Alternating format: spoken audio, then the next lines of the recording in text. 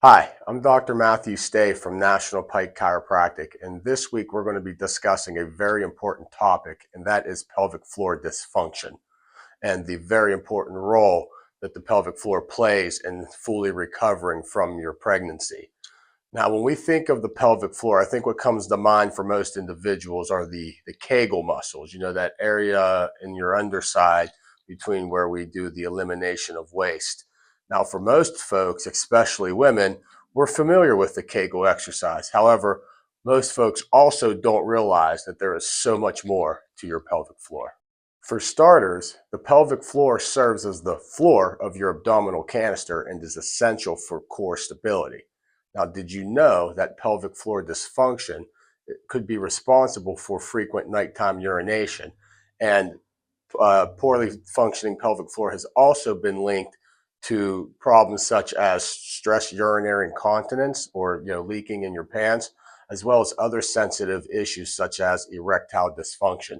But don't worry, there are simple solutions that you can do, and we're going to show you some simple but effective exercises that can help get your pelvic floor back up to speed and functioning properly. All right, so we're going to go through a progression of some simple but effective exercises that you can do to improve the function of your pelvic floor. And the first step is to make sure that you are breathing properly and using your diaphragm. Now, if you haven't seen our previous video on postpartum recovery, now's a good time to check that out because we really dive in to the specifics of restoring proper diaphragmatic breathing.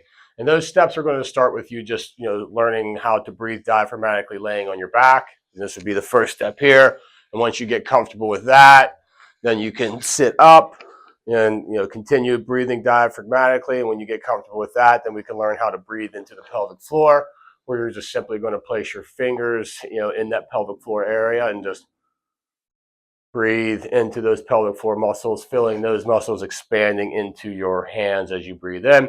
And when you get really confident with that, then we can stand up and practice our box breathing. And it's simply, like a 3-second box would be one that you breathe in for 3 seconds, hold for 3 seconds, breathe out for 3 seconds, hold for 3 seconds. And then you start that process over again. And as you get more and more comfortable with that, you can increase the size of your box by going to 4 seconds, 5 seconds, 6 seconds, so on and so forth. Now, the next step, once you've mastered your breath, your respiratory or your diaphragmatic breathing, the next step is to learn how to hip hinge, all right?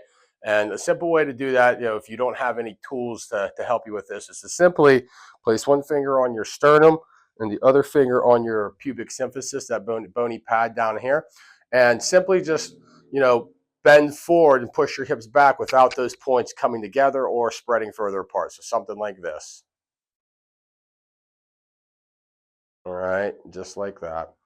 And so if you're bending forward and you feel the fingers coming closer together, that would be wrong.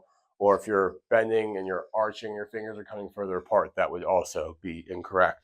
Now, if you have like a broomstick or a meter stick, this can make it easy as well. And you can just connect the dots of your tailbone, your mid back, and the back of your head, and learn how to move and bend forward with those spots staying connected. And then an example of an incorrect hip hinge would be something like this or like that. Okay. And then what we want to do with this is learn how to sit down. So all of us are going to sit and stand several times a day. We can use these tools to help train that hip hinge pattern. All right. So once you've mastered the hip hinge, the next step is to go into what we call a bear position. And this is good for several things, but for this particular thing, it really helps you learn how to draw attention and focus to your breathing while also creating a nice hip hinge effect. So what we're going to do for the bear position is we're going to get into a quadruped position on all fours.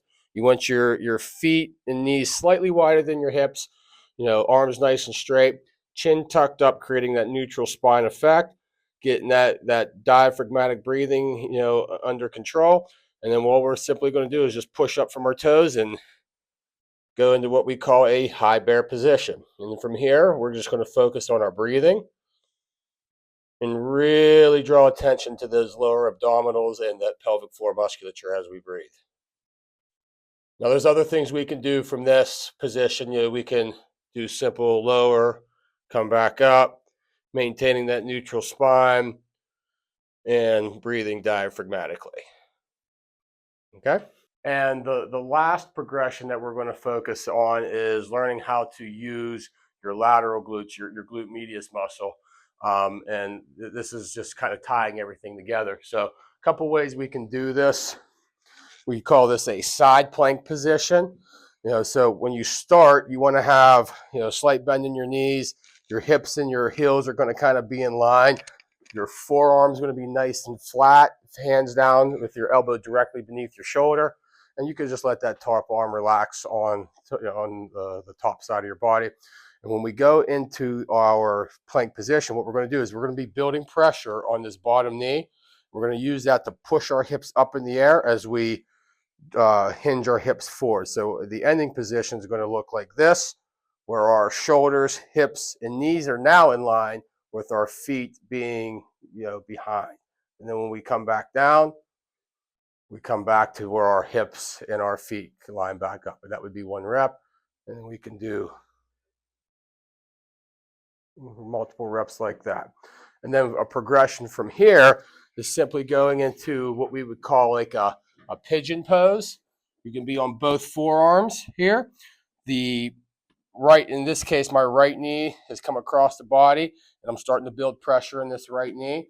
The left leg is just laying nice and loosely behind, and all we're going to do is put pressure on this knee to bring our hips up, and almost like a half circle, and then slowly rotate them back down to that starting position. And then we can go from there and just repeat that. This is a good way to wake up those hips a little bit more. Combining these exercises with expert chiropractic care can improve pelvic alignment and support overall pelvic health.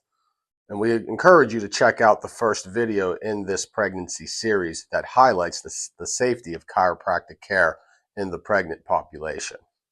Remember, pelvic floor health is more than just doing some basic Kegel exercises.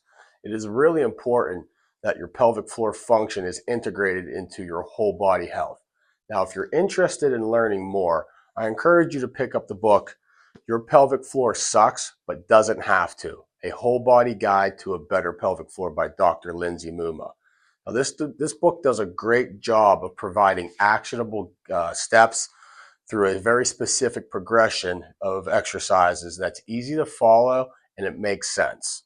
And pick up your book today. You will not be disappointed. As always, thank you for watching this week's video. We hope you learned a thing or two about pelvic floor health. And if you're curious to know more, you think you may be having an issue with your pelvic floor, don't hesitate to give us a call today. We would love to have a conversation with you. And don't forget to check back next week for the final video in our pregnancy series, Nutrition Tips for Expecting and Future Moms. I'm Dr. Matthew Stay from National Pike Chiropractic. We'll see you next week.